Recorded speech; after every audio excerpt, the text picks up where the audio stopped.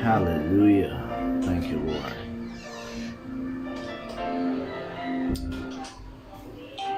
Hallelujah.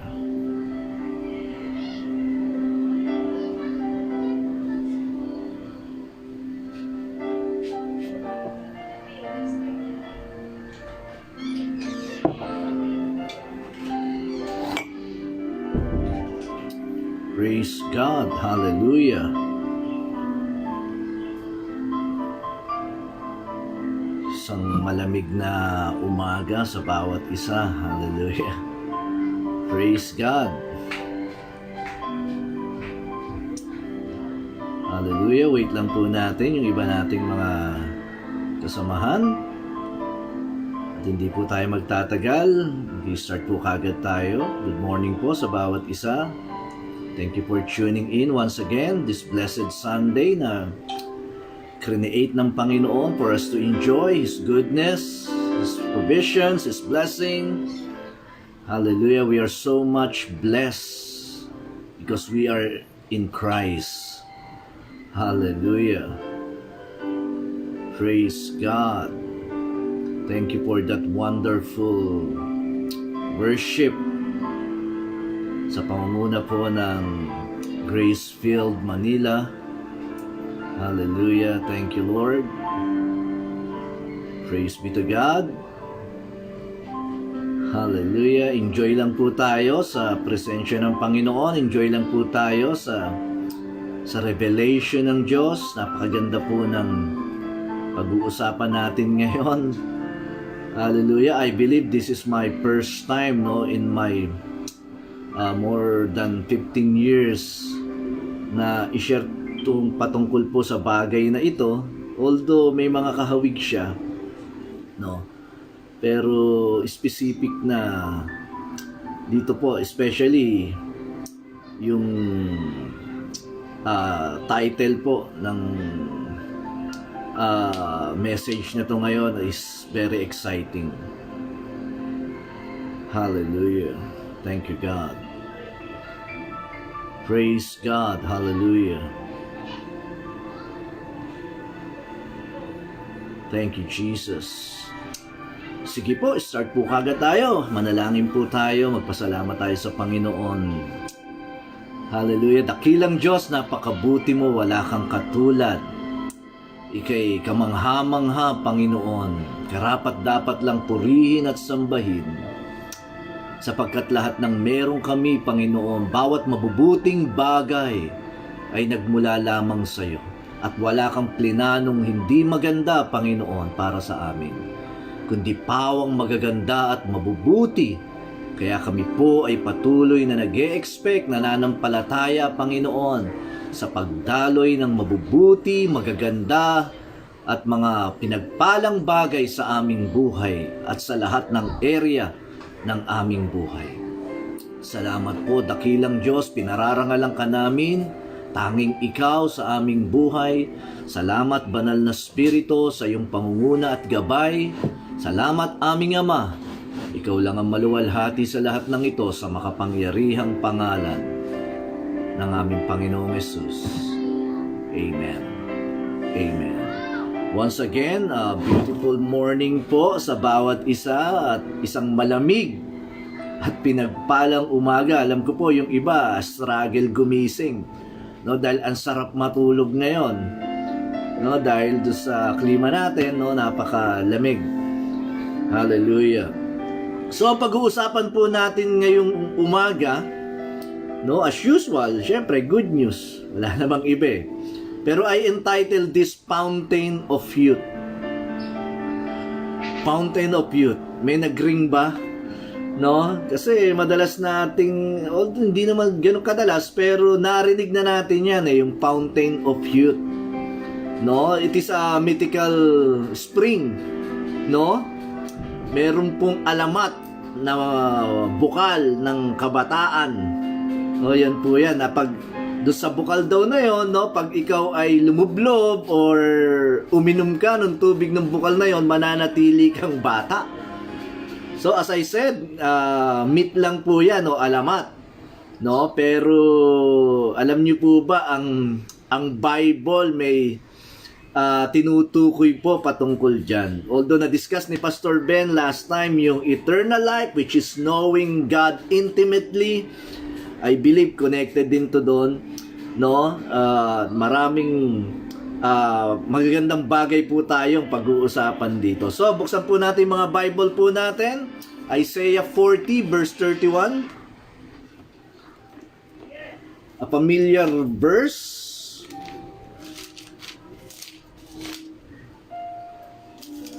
Isaiah 40 verse 31. And they that wait upon the Lord shall renew their strength. Sabihin nga natin, renew their strength. Those that wait upon the Lord shall renew their strength. They shall mount up with wings as eagles. They shall run and not be weary, and they shall walk and not faint. Those who wait upon the Lord, no, familiar na familiar sa atin yan, no? Those who wait upon the Lord shall renew their strength. Matindi po yun, Actually, nung nabasa ko minsan ulito, no, sabi ko, renew their strength. Iba to. Napakaganda nito. Matinding pangako to, matinding katotohanan to ng renewal of strength, Mapapanumbalik yung lakas natin. Alam naman natin, no, in our everyday tasks, no, sometimes yung strength talaga natin, talagang sometimes nanghihina tayo sa mga situation nangyayari, di ba? No? Maraming bagay ang nakakapagpahina, pero ito iba, renewal of strength, Sabi, they shall mount up with wings as eagles. Pag sinabing mount up, yung ascend, arise, no? Like eagle. They shall run and not be weary. They shall walk and not faint, no? Pero matindi dyan yung unang yung unang portion, they that wait upon the Lord. They that wait upon the Lord.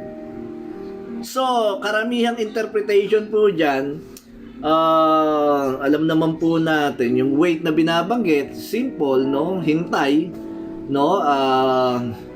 Or stay for a period of time, tari, ganyan po ang usual na pakahulugan dyan. O, hintay lang tayo sa Panginoon. No? Kaya ganun, no? Pero alam niyo po ba sa original Hebrew, pag binasa niyo po yung wait dyan is kaba. O hindi yung kaba, hindi nakakakaba, no, kaba. No, it means look, hope, or actively expect. So hindi po yan usual na maghintay. Pag sinabing those who wait, those who look upon the Lord, yung umaasa sa Panginoon, yung umaasa, those who hope, yung actively expecting, yung mga nag-e-expect sa Panginoon, yung mga nakatingin sa Panginoon, magpapanibagong lakas daw po. Hallelujah! Hallelujah! Pag si Lord ang inaasahan natin every day of our lives, nakadepende tayo sa Kanya, we rely on Him, no? We rely on His goodness, His provision, makakaasa po tayo na mai-strengthen tayo, marirenew yung ating kalakasan. Naalala ko yung kwento ni Peter and John sa beautiful gate, nasa Acts chapter 3. Diba, paglabas nila, merong namamalimos na lumpo, no? Sabi ni Peter, look at us. Tignan nyo yung term na ginamit, look. Tignan mo kami. Tapos sabi ron, yung lumpo, no, ay tumingin sa kanila at expected to receive. Yun ang sinabi ron. So, pag sinabing look, no, yung sinasabi rito, yung mag-expect kang tumanggap. Amen? So, those who look or those who hope upon the Lord, gusto mo ng panibagong kalakasan, expect kang tumanggap sa Panginoon. Dumipende ka sa Kanya, umasa ka sa Kanya. Amen? Alam nyo, maraming tao kung ano-ano ang inaasahan. Yung iba nakadepende sa tao, sa magagawa ng tao. Yung iba nakadepende sa mga bagay-bagay, sitwasyon.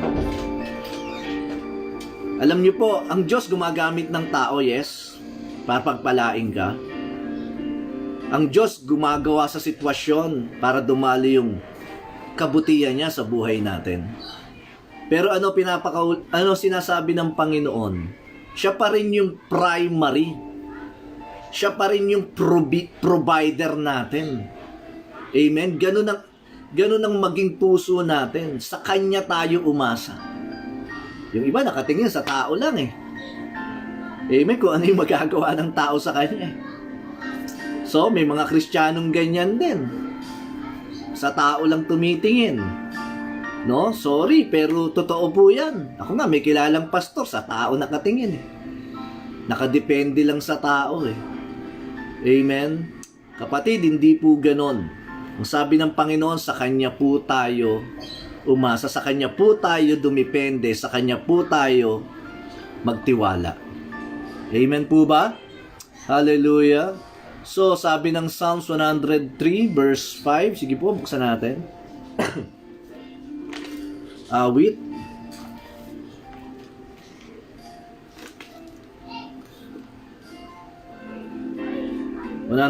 verse 5. Who satisfieth thy mouth with good things, so that thy youth is renewed like the eagles. God satisfies our mouth with good things. At pag nangyayari daw po yon, no? Who satisfieth thy mouth with good things, so that your youth is renewed like the eagle. Grabe, di ba? Renewal of youth, o fountain of youth. No? Patuloy kang nagiging malakas, nagiging parang lakas, may kalakasan ng bata. No? Pag ano, He satisfied our mouth with good things. Pag nararanasan po natin yung kabutihan, mga kabutihan ng Panginoon sa ating buhay, narirenew po yung ating kabataan, yung ating kalakasan, tulad ng lakas ng agila. Ang mga pagpapala po ng Panginoon nakakabata. Kung may katabi ka dyan, sabihin mo yon. Yung mga blessing ni Lord, nakakabata yan. Hallelujah, praise God. No, naalala ko tuloy yung isang kwento eh. May isang pasyente na lumapit sa doktor.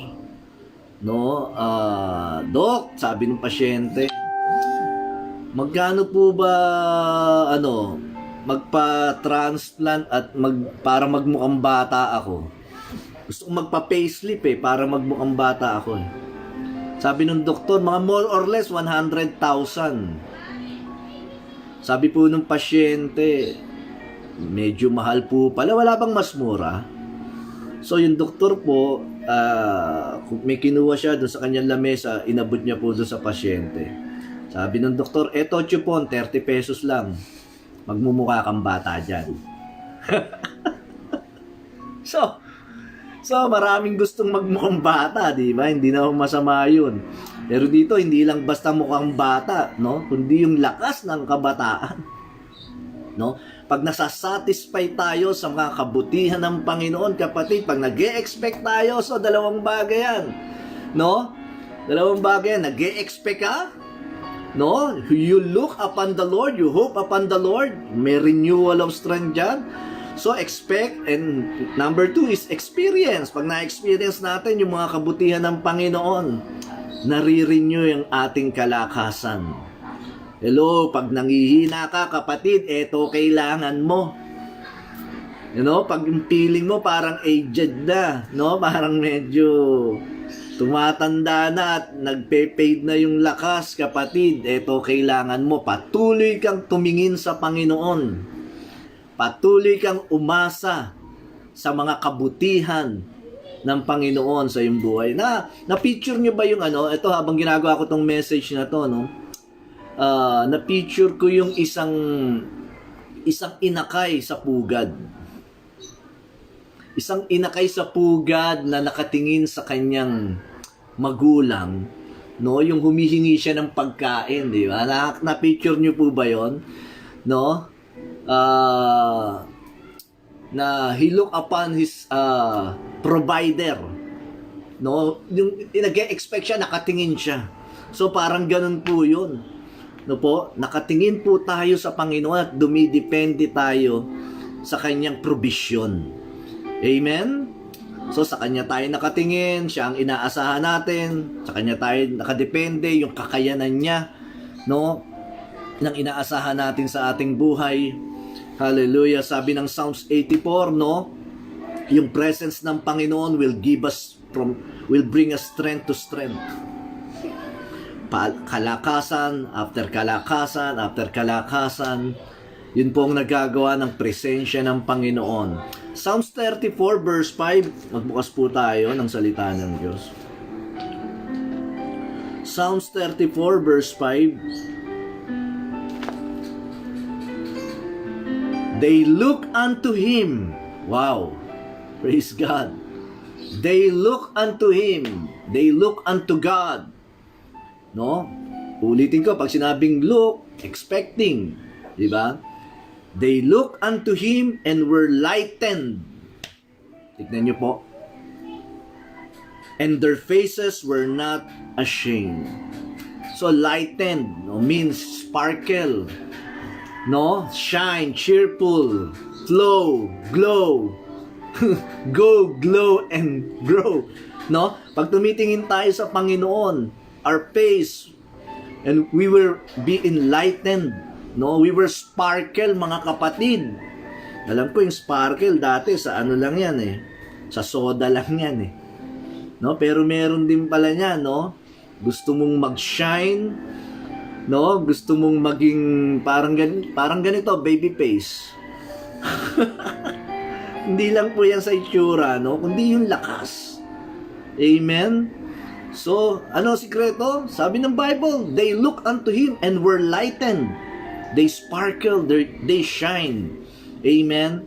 Pag nakadepende po talaga tayo sa Panginoon, kapatid, hallelujah, yung strength ng Panginoon ang magiging strength po natin. Maririn niyo po maging yung ating kalakasan, yung ating kabataan. Yan ang totoong fountain of life o fountain of youth. Hallelujah. Thank you, God. Naalala ko yung tagpo sa wilderness nung nilabas ng Lord through Moses ang kanyang bayang Israelita.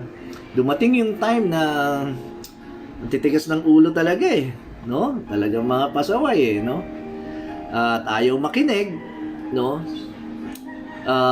May time puro na naglabasan yung mga ahas sa wilderness at pinagtutuklaw sila. Mababasa niyo po yan, Numbers 21, kung na nagkakamali.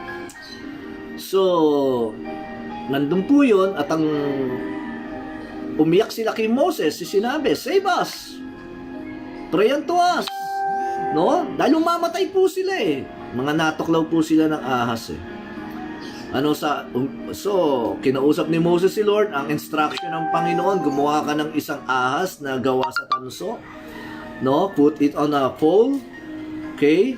At lahat ng tumingin dyan, mabubuhay. Simple instruction. Titingin ka lang doon sa ginawang tansong ahas, no, symbolizes ni Jesus Christ. Bronze speaks of judgment, na siya yung na-judge para sa'yo. Hello? So, pag tumingin ka ron, dumipende ka ron, lahat po ng tumingin doon, Numbers 21, ay nabuhay. Grabe, no? Pag dumipende ka talaga sa Panginoon, sa tinapos niyang gawa para sa iyo, sa kanyang redemption, no? When we trust in our Lord Jesus Christ and what He has did or what He has done for us, no? His redemption for us, grabe po ang magiging impact niyan sa ating buhay. Hindi ko sinabing huwag tayong magtiwala sa mga tao. As I said earlier, gumagamit ang Lord ng mga tao, yes, gumagamit ng mga situation, no? Ginagamit ng Panginoon minsan yung mga hanap buhay, negosyo, or whatever, no, na para dumalo yung provision niya sa buhay natin. But the primary provider, walang iba, Walang iba kundi ang ating Panginoong Diyos. Sa Kanya po tayo magtiwala. Tulad ng inakay, no, na dumidepende sa kanyang magulang, umasa po tayo sa Panginoon. At gustong-gusto po ng Panginoon yun. Sabi ng Bible, some trusted in chariots, some in horses, but we will look upon the Lord. Sa Kanya kami. We will trust in the name of the Lord our God. So, hallelujah. Alam niyo po mga kapatid, hallelujah, si David may experience na ganyan eh. Yung halos manlumo na siya. No, sabi niya, I have painted. Wala na eh. Kamukha nung sitwasyon na to, no? Maraming tao, they have painted, nang hina na, nawala na ng pag-asa. Si David po, no, dumating siya sa time ng buhay niya na ganyan din po. Sabi niya, I have painted. Nandiyan po yan sa Psalms 27, verse 13 and 14. Sige, buksan na natin. Although I can quote that, pero mas maganda kung basahin natin. Psalms 27, verse 13 and 14, I have fainted unless I had believed to see the goodness of the Lord in the land of the living. Nanghina na ako, but kaya lang, I believe I will see the goodness of the Lord in the land of what? Heaven? No, in the land of the living. Dito sa earth. Amen? Alam po natin, yung ultimate destination natin, walang iba, yung glorious heaven. Grabe po yun. Unexplainable. No? Unimaginable. Matindi po. Pero dapat po umaasa rin tayo na habang nabubuhay, habang inaalaw po ng Panginoon na nandito pa tayo sa earth. No? Let us continually believe that we will see God's goodness here. Amen, mga kapatid. Kung may mga pinagdaraanan ka mga problema, pagsubok, sitwasyon, circumstansya, I don't know, na nakapagpapahina sa iyo right now, I will tell you this. Believe that you will see the goodness of the Lord here on earth. Believe. Next verse. Wait on the Lord. Tignan nyo, connected. Wait on the Lord, or defend, or look, or hope on the Lord. Be of good courage. Magpakalakas ka, kapatid. And He shall strengthen thy heart. Tignan nyo, connected. Yung strength sa wait, sa depending. Amen? And He will strengthen thine heart. Wait, I say, on the Lord. Or depend, I say, on the Lord. Look, I say, on the Lord. Tiwala po tayo sa Panginoon, mga kapatid. No, marami pa tayong may experience na mabubuting bagay. Grabe to, ang sarap nito eh. Ang sarap nito yung sa Lord ka nakadepende. Sa Lord, ang Diyos ang inaasahan mo. No? Kahit minsan may mga problema, mga pagsubok, or may mga, sabihin na nating mga enemies. Alam niyo ba sinabi ng Bible, Psalms 23 verse 5? He prepare a table before you in the presence of your enemies. Sabi ni David, Thou prepares a table before me, even in the presence of my enemies. Imagine niyo po ito mga kapatid, there is a long table. Nasa kabila si Lord, nandito ka, at sa side, no, may mga nakatayo. Nandyan yung depression, fear, anxiety, sickness, disease, lack, discomfort, nandyan lahat ng enemies. No, nakatayo sila. Pero kayo ng Panginoon, no, nag-i-enjoy lang kayo.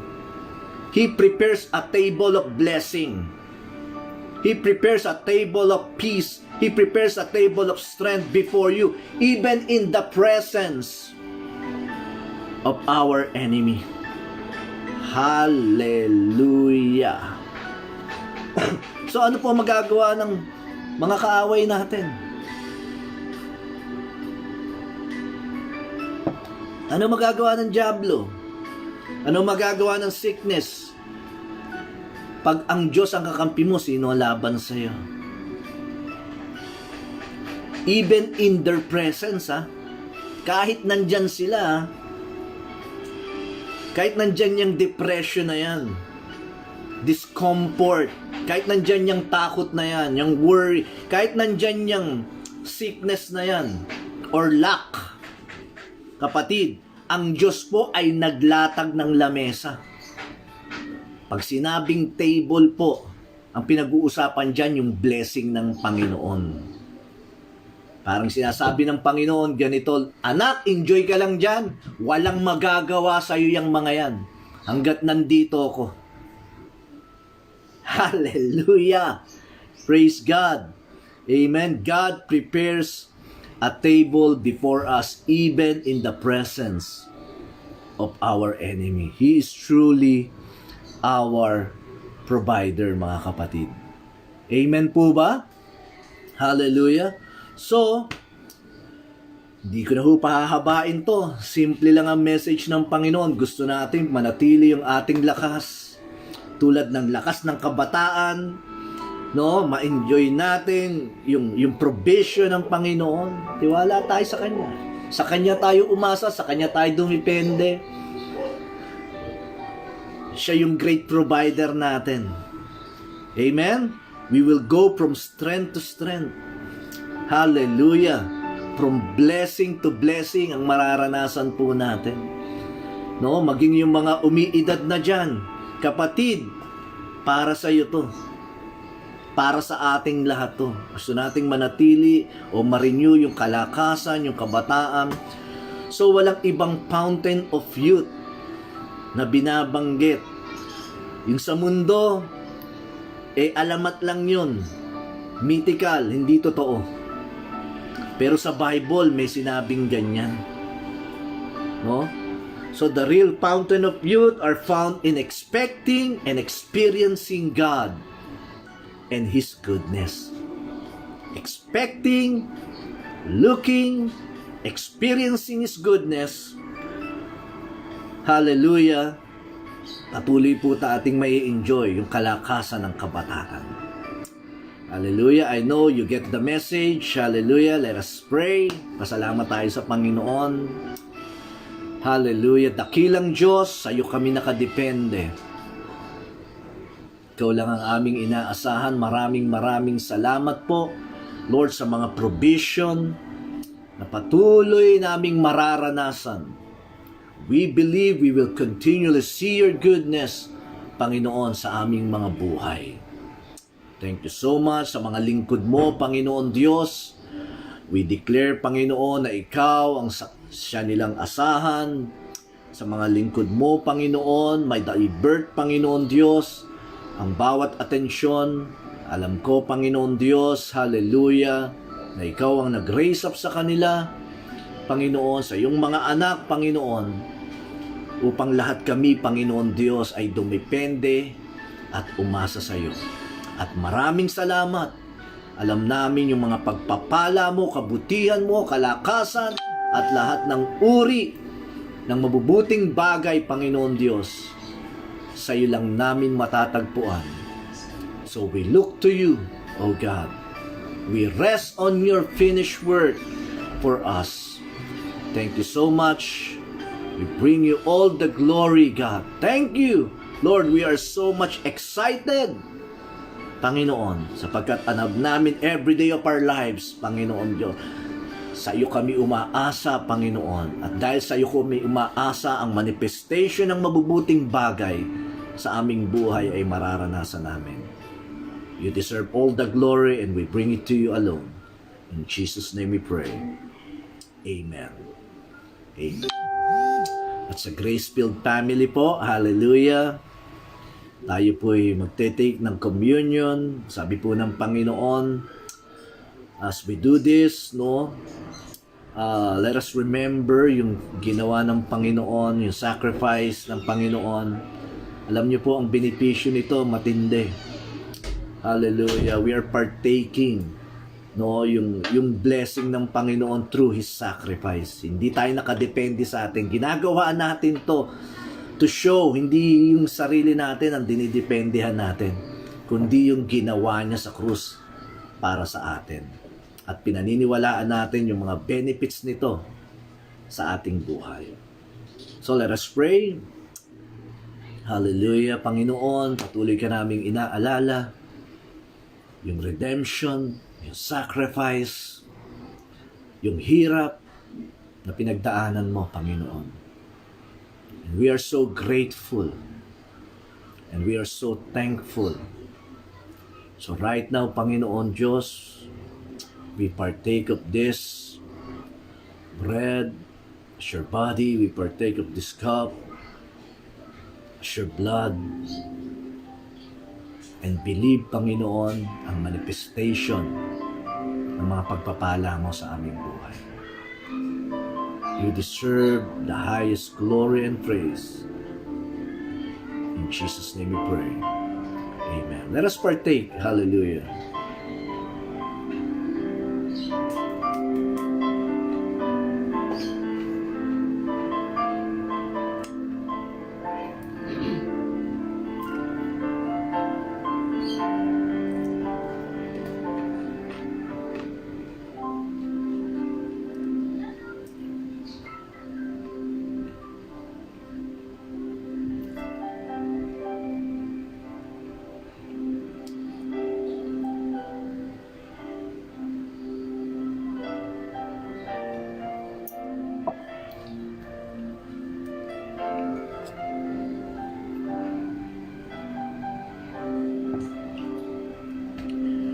Praise God! Hallelujah! So enjoy po natin yung pagiging malakas po natin. Enjoy po natin yung pagiging kabataan po natin. Minsan nga nabiro ko yung mga senior citizen, yung 60 and up sa church. Sabi ko dapat kayo yung mga youth ministry eh. Hallelujah. Pag pinaniwalaan po natin ito, mga kapatid, itong salita ng Diyos, effective po yan na mararanasan po natin sa ating mga buhay. So, enjoy lang po tayo the rest of the day, the rest of the week. And see you again. God bless po sa lahat.